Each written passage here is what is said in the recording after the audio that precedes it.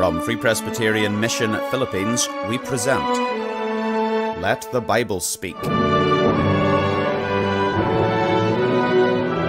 It's good to have you with us today as we spend 15 minutes around the Word of God, preaching Christ in all His fullness to men and women in all their need.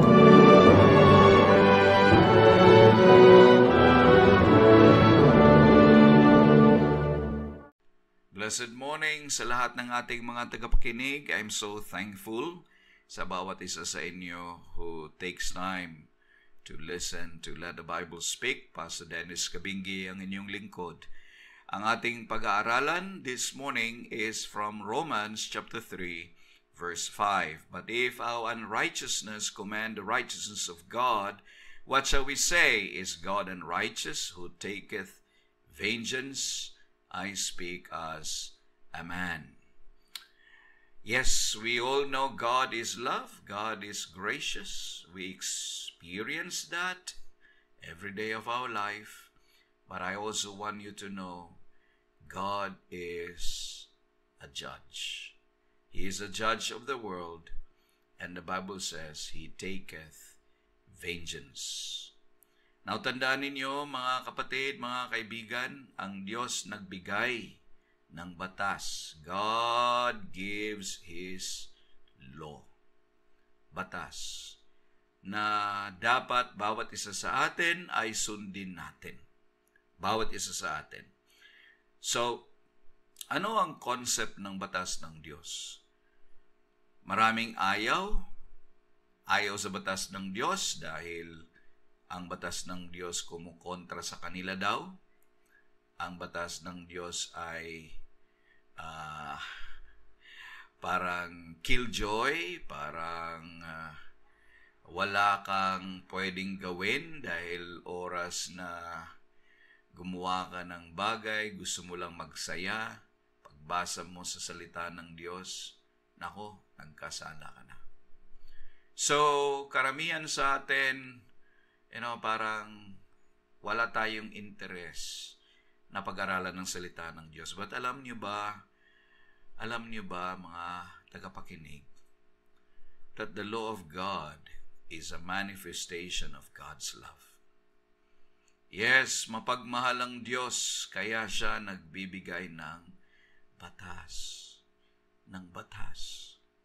Now, I want us to consider 3 points about this truth. God's law prohibits us from giving in to our sinful nature. Ang ating nature ay makasalanan. Lahat tayo makasalanan. Minsan, akala ng iba sila'y mabait dahil they make the judgment based sa ginagawa nila.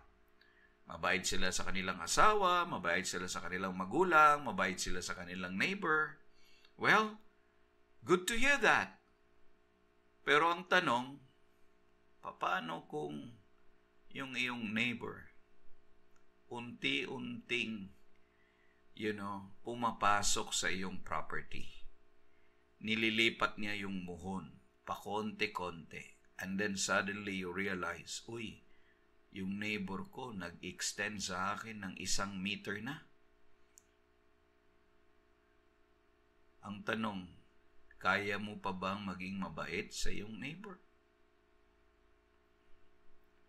Yung asawa mo, pinahiya ka sa public, may mga misis that they marites their husband in public. At nalaman mo, kinikwento ka pala ng iyong asawa sa school, sa trabaho, kung saan pa man. Will you still say, "Hello, darling"? Of course. Siguradong lalabas ang totoong kulay. So friends, lahat tayo makasalanan. Huwag na tayo magkunwari. Ano ba ang makakapagpigil sa atin na hindi sumunod sa ating sinful nature? Kung walang salita ng Diyos, ano? Wala. Kaya God give us His Word. Because His Word, His law, prohibits us from giving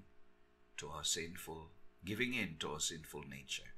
Sa oras na you feel like killing somebody, naalala mong salita ng Diyos, thou shall not kill. Sa oras na gusto mong magnakaw kasi walang makain ng iyong pamilya, naalala mo yung thou shall not steal. Sa oras na gusto mong lumuhod sa Diyos-Diyosan, naalala mo yung salita ng Diyos, thou shall not bow down thyself to them. So dear friends, dapat mahalin natin ang salita ng Diyos dahil ang salita ng Diyos ang siyang tumutulong sa atin na mapigilan ang sarili natin na gumawa ng kasalanan. The second P na gusto kong sabihin sa inyo ay God's law protects us from danger. God's law protects us from danger. God's law protects us from the devil's temptations and the world's pressure to commit sin. Yes. Like nang napag-aralan na natin in this broadcast, connected to this is God's protection. Yung pagpigil sa iyo is God's protection. You know, maraming danger ang pwedeng pumasok sa buhay natin. Now, ngayon, kung ikaw ay nagmamaneho, maraming kamote drivers ngayon.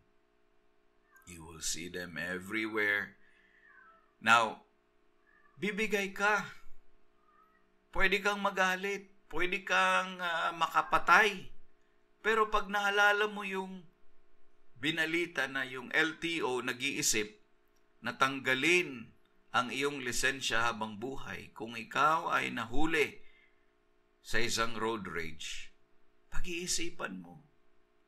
Masasabi mo, pag nagalit ka na, masasabi mong hindi ito worth it. Biruin mo, hindi na ako makakapagmaneho. Hindi ito worth it. So dahil naisip mo yung sinasabi ni LTO, nakalusot ka, nakaiwas ka sa gulo. In the same manner, my friends, God's law, pag nasa puso mo, pag nasa isipan mo, protects you from danger. Yung mga magnanakaw, kahit nga yung mga gumagawa ng kasamaan, kung mayroon silang salita ng Diyos, kung maiisip nilang salita ng Diyos, I can be very, very sure they will not give in to those sins. So, God's law is God's love because God wants to protect us from danger, from damnation. And thirdly, God's law is given to prosper us. To prosper us. Lahat, or sabihin na lang natin, a lot of people like the text when God promised that He wants to give us an expected end. God wants to prosper us. Gusto natin yan. Pero paano nga ba tayo mag-prosper? Well, you prosper only when you live a life that is consistent to the law of God. Maraming pamamaraan ng prosperity. Right? Ang mundo may paraan. Pag marunong kang mambola at ikaw ay naging salesman, sure, dadami yung pera mo. Pero ang tanong, yung kayamanan na yon, will you enjoy them? Mayroong isang simpleng tao lang, may takot sa Panginoon. And God opens the windows of heaven to bless him. Yun, yung tuong na blessed ng Diyos. Yung isa na yumaman dahil sa pagnanakaw, anong mangyayari sa kanya? Don't forget, my friends, God takes vengeance sa papanong paraan. Sa bawat salita na sinasabi mo na hindi ukol sa salita ng Diyos, nakakasama ng tao, tinatandaan ng Diyos yan. At dahil mayroon siyang batas na binigay sa atin, at dahil wala tayong respeto sa kanyang batas, gaganti ang Diyos. Kamakailan lang, mayroon kaming kasama sa church, yung kanyang anak ay nasa kamunduhan. Napatay.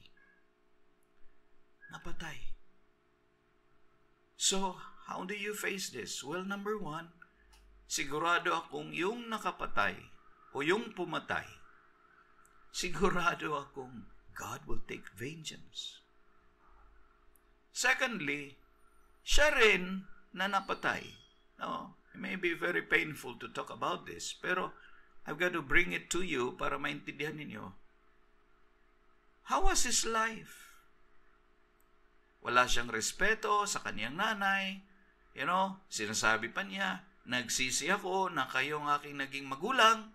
Bakit niyo pa ako dinala sa mundong ito? And then, he would challenge his brother, I'm going to kill you. And he will fight with people. How was his life before the Lord? Well, you think he was so great and mighty, but God was watching. And in God's time, God took vengeance. How is your life, my friends? Is your life pleasing the Lord? If not, God will take vengeance. The only way for you to hide God's vengeance is to come to Jesus. Because Jesus took God's vengeance against you. That's why Jesus died on the cross for your sins and he rise up again on the third day. Makasalanan tayong lahat. Lalo na ako, si Pastor Dennis, makasalanan. Ngunit, nagpapasalamat ako sa Panginoong Hesukristo who took my vengeance na para sana sa akin. Kaya ngayon, ako ay hindi natakot. Pwede mong ma-experience yan, kaibigan. Lapit sa Panginoon, kontak kayo sa amin kung mayroon kayong mga tanong, and we are here to help you. Remember this, God's law is given to prosper you. Follow it, obey it, and you'll be fine. God bless. You have been listening to Let the Bible Speak, brought to you by Free Presbyterian Mission, Philippines. We invite you to visit our Facebook page, Free Presbyterian Mission, Philippines. Please send us a private message letting us know how the program has been of help to you. We are also happy to send you a copy of God's Word, the Bible, or to send you free gospel literature. We trust that you will come back and listen again as we let the Bible speak.